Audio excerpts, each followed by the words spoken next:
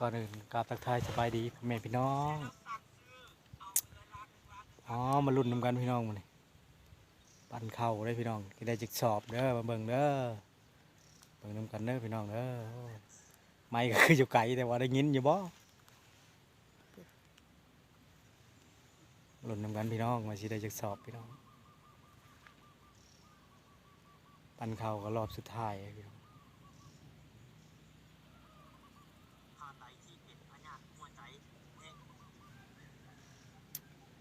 ไปเบิ่งไปชมนำกันจังหน่อยเด้อพี่น้องเด้อกำลังติดตั้งเครื่องปั่นตอนนี้น้องกำลังติดตั้งเครื่องปั่น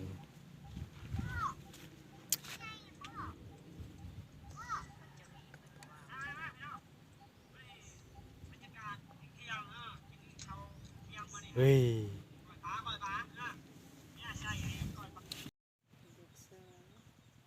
ไปเบิ่งนำกันพี่น้องมาสิไปเช็คสอบพี่น้องเหมือนกันจะได้ไหนวะไม่ก็คือสิเงียบพี่น้องบัดนี้โอ้ยไม่ก็ถึงน้ำพี่น้องเงียบถามจริงเด้อบัด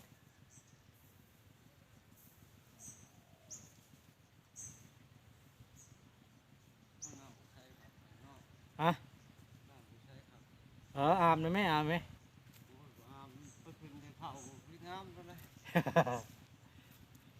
ฉันยังได้เลยแรกจังกันไป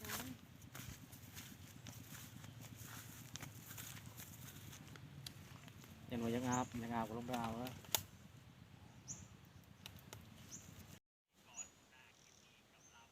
นี่พี่น้องหน้าตาอะไรมัน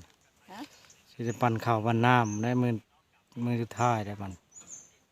พี่น้องเลยเบิ่งเอารถปั่นมาฮอดเลยมาลุ้นกันได้อพี่น้องได้อว่าจะได้จักสอบพี่น้อง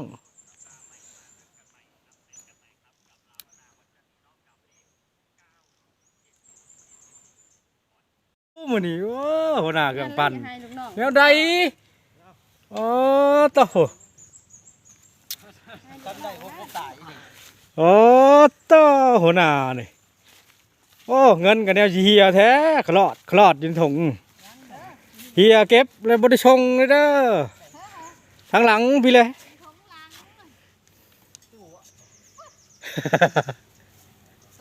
โอ้ยสิได้เด้อ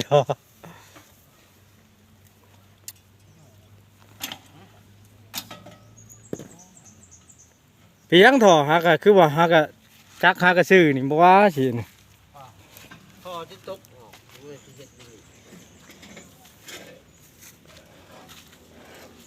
เฮ็ดอีหลีซะเนาะเฮ็ดบ่ได้เฮ็ดลิ้นเด้ซะเนาะเฮ็ดอีหลีป๊าดแบบหันจะเลยบ่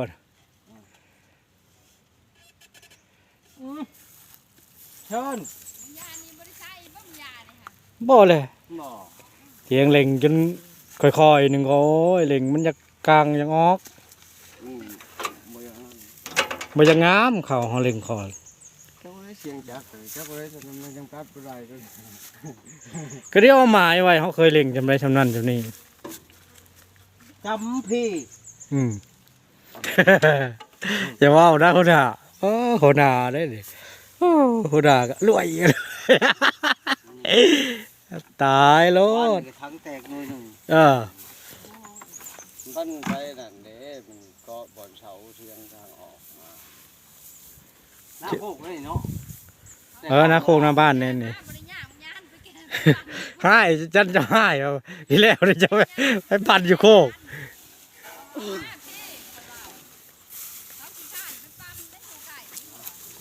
โอ้ได้เนี่ยไล่ช็อกไล่ชดนี่พี่น้องหน้าตาได้เข่าว่าได้เท่านี้เบิ่งเงาพี่น้องเป็นว่ามูเยาเป็นเนี่ยไหมเป็นยังน้ำจะเป็นคันบ่เคยเลยยาได้คันคอยมาได้เลยคันเมื่อไอ้เคยยุบจังอาบไปได้บ่เคยเลยบ่จะร้องจะน้องเว้นลุงหนอมนี่ป้าปั่นไก่น้องครับลงไปแช่เลยบ่เห็ดกระปุกฝนกระตกมาบ่ยาบ่เชาแต่อยากชอบเด้วะ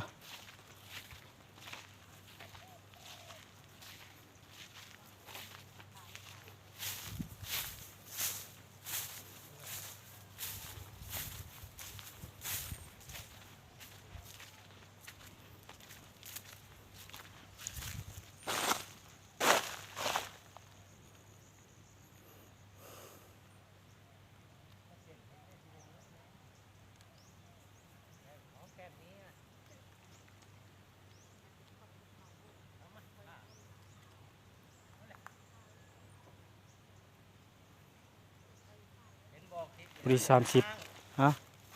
30ชอบพี่น้องฮะข้าวบดทงเลยข้าว30ชอบ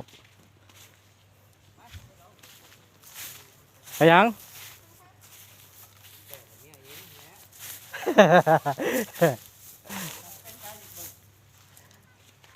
นี่พี่น้องนี่